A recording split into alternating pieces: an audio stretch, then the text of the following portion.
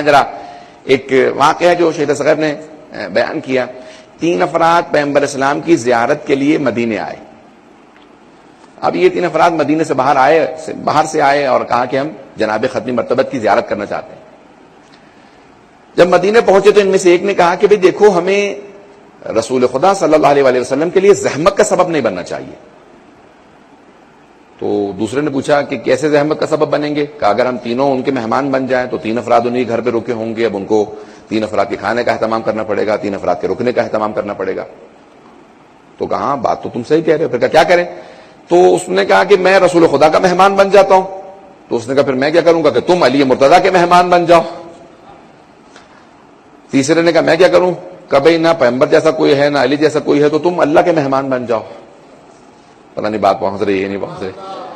اور تو کسی کے یہاں جا نہیں سکتے تھے. کبھی اللہ کا مہمان کہاں جائے گا؟ کہ رسول خدا کا مہمان ان کے گھر پہ جائے گا, علی مرتضیٰ کا مہمان ان کے گھر پہ. اللہ کا مہمان کا اللہ کا گھر مسجد ہے. تیسرا آدمی مسجد چلا گیا. اب اگلے دن تینوں ملے تو پیغمبر اسلام کے مہمان نے کہا کہ رات رسول خدا نے مجھے کچھ کھجور کھانے کے لیے, تو کچھ دودھ پینے کے لیے دیا, ایک بستر لگایا, کچھ اور کھانے کے لیے روٹی دی, اور بستر لگایا, میں سو گیا. مجھے فجر کے لیے صبح اٹھایا, میں نماز کے لیے بیدار ہو گیا. پیغمبر اسلام کے ساتھ میں نے نماز پڑھی. مسجد میں آنے کے بعد تو جناب امیر علیہ السلام کا جو مہمان تھا اس نے کہا کہ عجیب بات کر رہے ہو, بے عین ہی یہی سب کچھ علی مرتضیٰ نے میرے ساتھ کیا. بے عین ہی اتنے ہی کھجور مجھے کھلائے, اتنا ہی دودھ کی مقدار, وہی بستر, وہی روٹی, سب کچھ جو پیغمبر اسلام کہہ گئے کہ میرا اور علی کا ہاتھ ہر قضا کے اندر برابر ہے. تو اب وہ جو اللہ کا مہمان تھا اس نے پلٹ کے کہا کہ میں اللہ کا مہمان تھا, اللہ نے رات مجھے کھانے کو کچھ نہیں دیا. اگر بات پہنچ رہی ہو, کہا اللہ نے کھانے کو کچھ نہیں دیا, میں اللہ کا مہمان تھا, مسجد اللہ کا گھر ہے, اللہ کے گھر میں تھا, بھوکا رہا رات کو, بستر بھی کوئی خاص اچھا نہیں تھا, نہ کھجور نہ دودھ نہ روٹی, کچھ بھی نہیں تھا.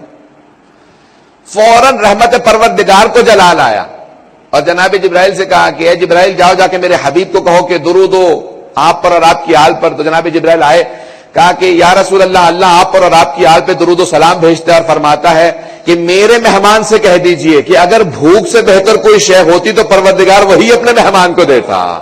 کہا آپ کے مہمان نے صرف فجر پڑھی ہے, میرے مہمان نے تہجد بھی پڑھی ہے. عزیزان گرامی, شب معراج بھی پیغمبر اسلام سے اللہ سبحانہ و تعالیٰ نے کہا کہ میرا بندہ مجھ سے 2 حالتوں میں سب سے زیادہ قریب ہوتا ہے, جب سجدے میں ہو یا جب بھوکا ہو. بھوک کی حالت اور انسان کے سجدے کی حالت مجھ سے اپنے میرے بندے کو سب سے زیادہ قریب کر دیتی ہے. عزیزان گرامی, سوچ آپ یہ رہے ہوتے ہیں کہ اگر اللہ مہربان ہے, رحمان و رحیم ہے, تو اس نے روزہ کیوں دیا؟ یہ رحمت کا تقاضا ہے کہ وہ روزہ دے کے اپنے بندے کو اپنے سے قریب کرے. روزے کے ذریعے اپنے بندے کو اپنے سے قریب کرتا ہے. عزیزان گرامی, روزہ اللہ کی رحمت کی علامت ہے.